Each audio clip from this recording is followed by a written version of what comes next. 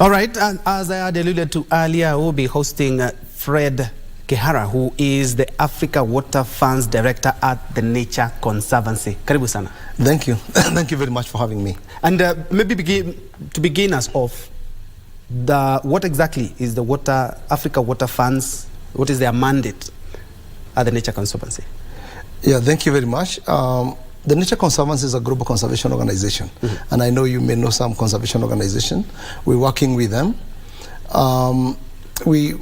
We now over 70 years old, and we're working in over 70 countries. We have a broad mission to protect all water and land on which life depends on. So it's a broad mission. We're doing this across the world, and here in Africa, just to allude to your question, is inherently as urban centers grow, they become cities. Private sector has invested, government has invested, we build infrastructure. So what do we do when we start getting water shortages? We try and see how we can fix them. So we go out and check where does our water come from. Most of water for urban centers come from watersheds, comes from rivers, comes from forests, and comes through farmlands. So what we do is we then realize that the problem has become bigger. We need to do something.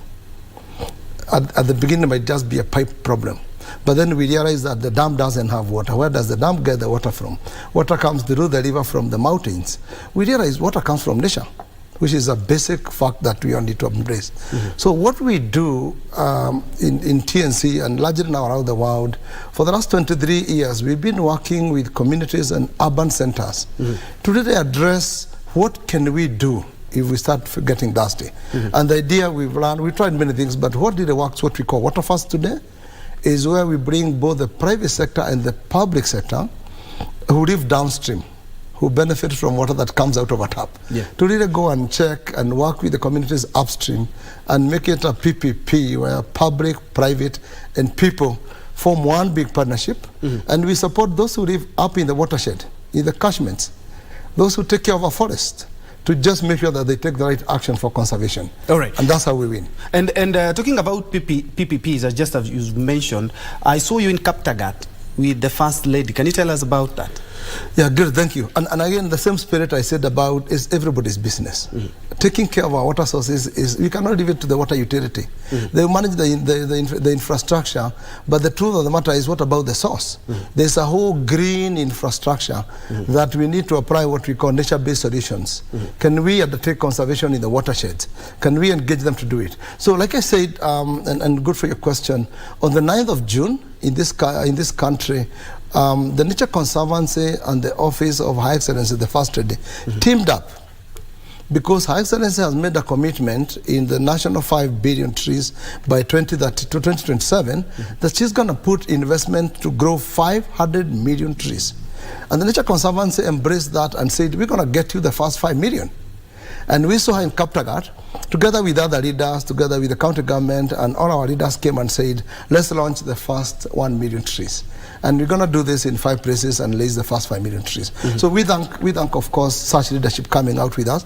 But the point is, like I said, is everybody's business. That's what we call water funds. Everybody taking action. All right. How's the water funds model been adapted to Africans' conditions, and especially here in Kenya? You know, because I know you live in Nairobi like me. Yes. About 10 years ago, Nairobi had a serious water shortage. I do recall myself walking into a fast food restaurant, and before, instead of fast food advertising their product, they had sold the advertisement space to Nairobi Water Company to ask people about the water rationing.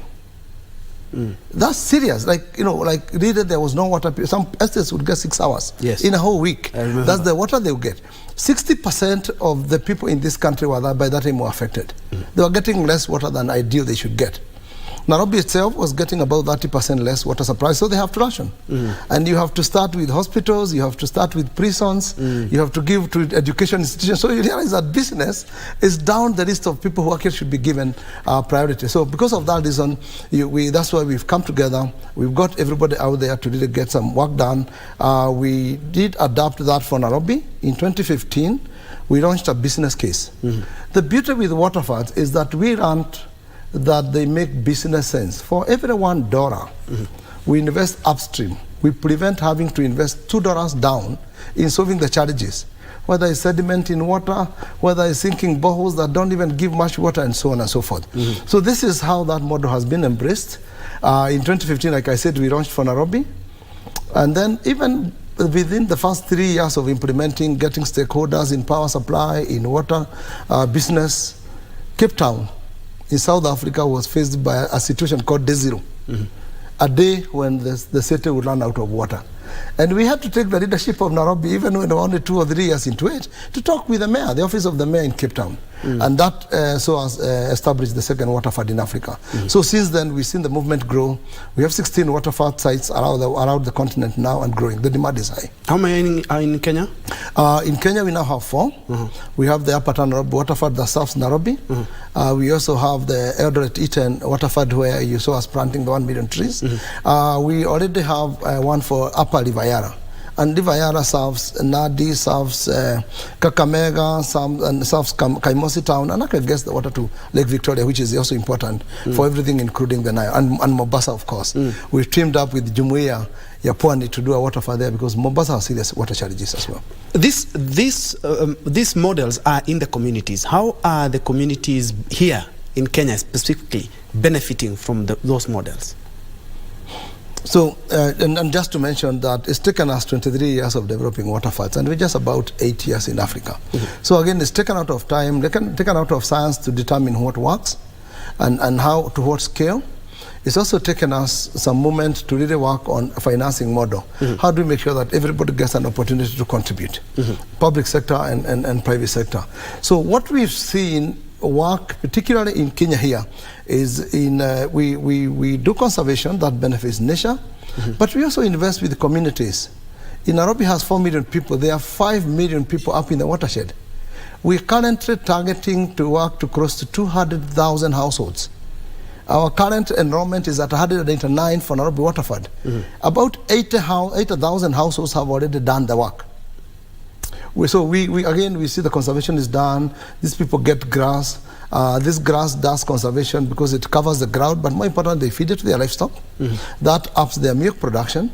We're growing trees, we're growing agroforestry, we're growing fruits. Just from Upper Tana alone, we're now seeing volumes allowed 5 billion worth of fruits coming from their every, and that's now community benefits that directly go to their pockets. What we just planted with the first day in Eldoret, the 1 million trees, 20% of that is fruits. Once mature, that's a whole 1 billion shillings and near worth of produce. So we're making sure that we work to conserve nature, we fix the farms, we fix the forests where we need to, but also make sure communities benefit.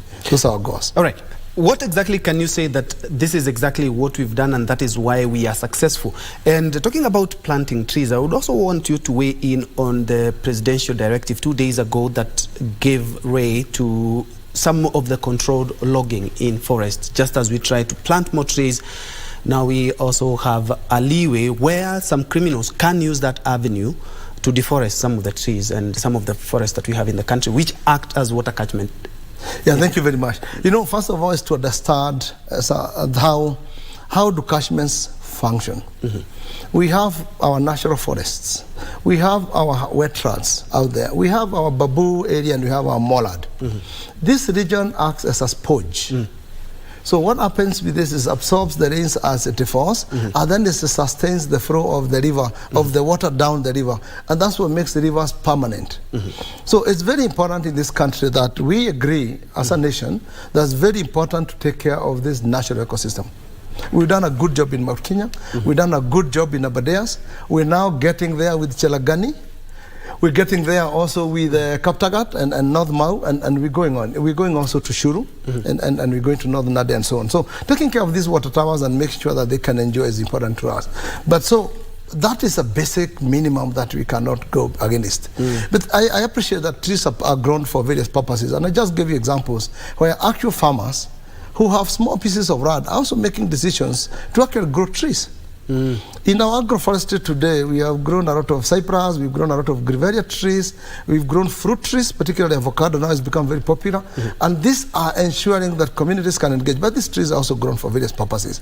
So for that particular reason, I would say, let's keep our watersheds intact, because we can't deny water doesn't come from a borehole. Water doesn't come from a dam.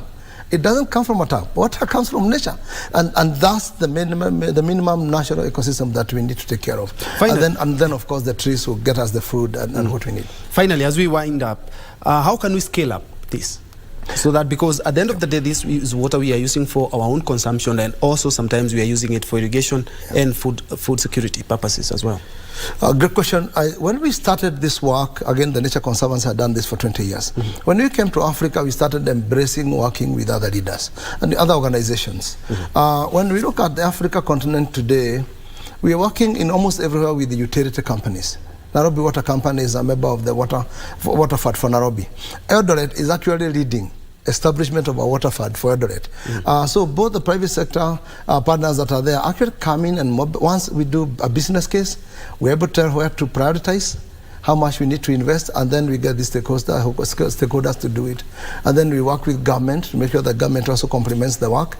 And we're getting to scale that way. And we align. For example, today we align with the 5 billion target by 2027. We align with county objectives, because counties offer their own objectives, and then also our peers and our other people like Catholic Relief Services, WWF, CIAT, IFAD in this country, and many others that I've not mentioned all of them, just to make sure that we can mobilize and collectively we get there. Indeed. Thank you so much. Unfortunately, we're out of time, but this is a conversation that we really need to scale up when it comes to conservation of our water towers here in the country. Now we have 4, and we can do far much better. I have been engaging the Africa Water Fund's director, who is Fred Kihara, who is the director at the Nature Conservancy, talking about investing in water.